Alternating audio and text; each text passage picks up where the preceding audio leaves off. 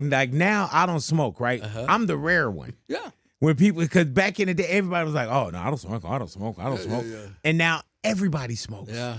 Everybody. Except for the people who do edibles. Have you ever wondered how the greatest stoner comedy duo was born?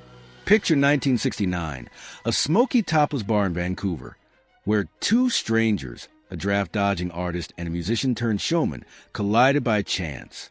Their partnership sparked a cultural revolution, but it was laced with secrets and struggles that could have ended it all. From dodging horror icons to real-life gags, their story is wilder than you think.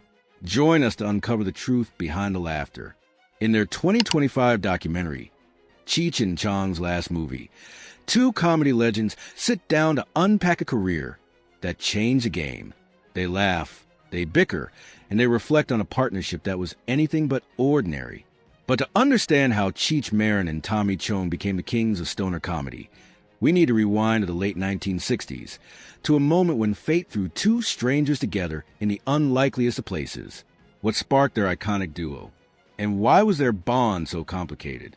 The answers lie in a story that's as wild as their films. Richard Cheech Marin wasn't born to make people laugh.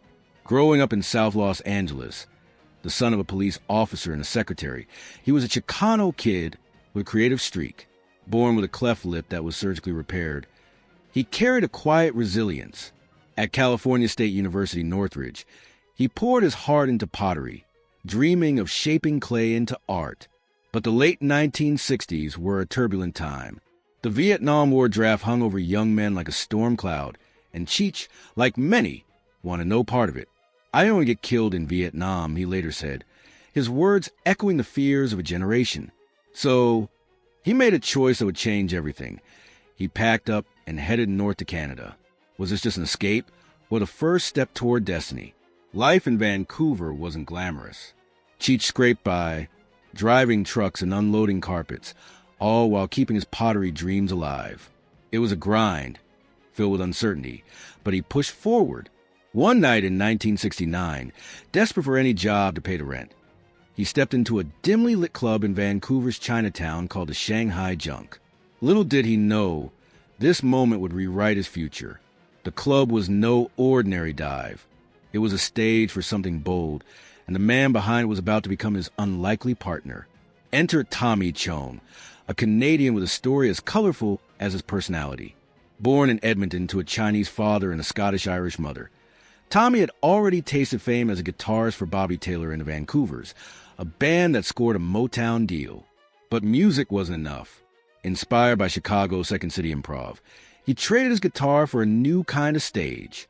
At his family's topless bar, the Shanghai Junk, Tommy launched City Works, a comedy troupe that mixed burlesque with sharp-witted sketches. It was a strange blend, strippers and improv, but it drew a crowd hungry for something different. Why was Tommy, a musician, running a strip club comedy show? The answer lies in his restless creativity, always pushing boundaries. When Cheech walked into the Shanghai Junk, he wasn't looking to be a comedian. He just needed cash. Tommy, with his gold-framed glasses and a gap-toothed grin, saw something else. There was a vibe, Tommy later recalled, describing Cheech as a hippie biker Mongolian weightlifter in spirit. He invited Cheech to join City Works, and what happened next was pure magic. During one show, they started riffing, a spontaneous bit about a guy searching for his friend Dave, only to be met with stoned, "Dave's not here." The crowd roared. It wasn't planned, it wasn't polished, but it was electric. That accidental moment became their first hit. Could a single unscripted joke really launch a comedy empire? Night after night, they honed their act at the Shanghai Junk. Tommy played the mellow, spaced-out hippie, while Cheech brought the fast-talking, street-smart energy. Their differences, Cheech's Chicano roots and Tommy's mixed heritage, gave their comedy a unique edge, tapping into the counterculture's rebellious spirit. They weren't just telling jokes. They were capturing a generation's vibe, poking fun at authority and celebrating freedom. Within months, their local fame outgrew the club. They hit the road as Cheech and Chong, a name that would soon echo across North America. Their bold, irreverent humor set them apart. But what made them click so perfectly? Their rise was meteoric. By the early 1970s, They were selling out shows and recording albums that flew off shelves. Their 1972 album, Big Bamboo, became the highest-selling comedy record of its time, a testament to their cultural impact. They spoke to a generation that felt misunderstood, turning weed-fueled humor into a movement. But as their stars soared, the cracks in their partnership began to show. Behind the laughter, Cheech and Chong were far from the carefree duo fans adored. Their real dynamic was messier, more human, and far more complicated. In his memoir, Cheech described their bond as brotherly, not rooted in deep friendship, but in shared experience and a strange loyalty. "We're brothers. We're not best friends," he wrote, a line that cuts to the heart of their relationship. They could clash fiercely, egos flaring backstage, yet step on stage and deliver flawless comedy. It was like a pearl forming around an irritation, painful but beautiful. Their ability to separate personal riffs from professional magic was remarkable, but it hinted at deeper tensions. How could two people so in sync on stage be so at odds off it? Even in their 2025 documentary, the bickering is real. They argue over old memories, each claiming credit for their success. Yet there's an undeniable warmth beneath it. Back in the early days, those tensions were already simmering. Cheech, the sharp-witted straight man, and Tommy, the laid-back dreamer, brought out the best in each other, but also the worst. Their differences fueled their comedy, but they also planted seeds of conflict that would grow over time. As they prepared to take their act to new heights, the question loomed: could their partnership withstand the pressure of fame? The story of Cheech and Chong is more than just stoner jokes and cult classics. It's about two men who found each other in a haze of chance and turned it into something extraordinary. But what happened when the spotlight faded and the cameras stopped rolling? The spotlight burned bright for Cheech and Chong, but beneath the laughter, their partnership was fraying. What began as a shared dream in a smoky Vancouver club turned into a battleground of egos and created control. Their bond, like that of brothers, was a mix of loyalty and frustration. One moment they were in sync, the next at odds. Cheech once likened their dynamic to a tug-of-war, where you crave silence from your partner one minute and need their support the next. It was a recipe for brilliant comedy, but also for a relationship that teetered on the edge. In their 2025 documentary Cheech and Chong's Last Movie, they bicker over old memories, revealing a truth that's both raw and relatable. What happens when two creative forces clash under the weight of fame? The heart of their discord was creative control. From 1978 to 1984, they made 6 films together, each a hit that cemented their status as counterculture icons. Both shared writing credits, but Tommy Chong often took the director's chair, helming 4 of those projects. For Cheech, this wasn't just a detail, it was a wound. It was a very touchy thing, he later said, his voice carrying the sting of being overlooked. He felt his contributions were diminished, while Tommy saw his role as a strategic necessity. The imbalance created a power dynamic that Cheech couldn't ignore, turning their partnership into something that felt less like a duo and more like a solo act with a sidekick. Could their chemistry survive when one felt invisible? That tension broke into the open during a documentary exchange that stunned fans. Tommy, with his trademark bluntness, claimed Cheech never truly earned the title of director. Cheech fired back, "That's a lie. I directed just as much as you did." It was a rare glimpse into their private struggles, a moment that showed even legends could falter. By the early 1980s, during the filming of Nice Dreams in 1981, the cracks deepened. Cheech felt Tommy's control tightening. He wanted to write, direct, and make every call. For Cheech, who'd pour his heart into their act from the start, it was like being pushed out of his own story. How long could a partnership endure when one half felt erased? The breaking point came in 1985. After releasing their album Get Out of My Room, Cheech pitched a project close to his heart. Born in East L.A., a song and film celebrating his Chicano roots. He asked Tommy to join him, hoping to recapture their collaborative spark. Tommy's refusal was a gut punch, a decision that ended their 17-year run. Cheech forged ahead alone, and Born in East L.A. became a critical and commercial hit, grossing over $17 million on a modest budget. But the success was bittersweet, overshadowed by the loss of their partnership. In a 2025 interview with NBC News, Cheech reflected on that moment, saying it was about standing up for his vision. Was this the end of their legacy, or just a new beginning? Cheech and Chong didn't fade. They reinvented themselves. Cheech found a new stage in animation, his raspy, charismatic voice bringing life to Banzai in The Lion King and Ramon in the Cars franchise. His role in Ferngully, The Last Rainforest alongside Robin Williams showcased a versatility that surprised even longtime fans. Tommy, too, embraced voice acting, playing himself in South Park's Cherokee Hair Tampons, a cheeky nod to his stoner persona that proved he could laugh at himself. Their ability to shift from comedy clubs to cartoon studios was a testament to their range. Who knew the kings of stoner comedy could conquer the world of animation? Their adventures didn't stop there.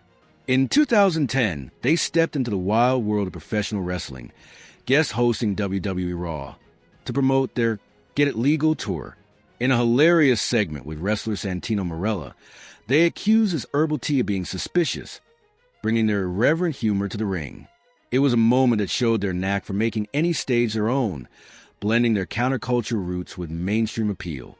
According to a 2025 Rolling Stone article, they relished these unexpected ventures, proving they could adapt to any spotlight. From comedy to wrestling, where would their talents take them next? Beyond entertainment, Cheech and Chong used their voices for impact. Tommy's 2006 documentary Tommy Chong chronicled his arrest for selling paraphernalia, a case many saw as a targeted attack due to his public persona. The film, praised by critics for its raw honesty, exposed the flaws in the war on drugs, revealing a reflective side of Tommy rarely seen on stage. Cheech, too, embraced advocacy, supporting projects that celebrate his heritage and tackle social issues. Their work showed they were more than comedians. They were voices for change.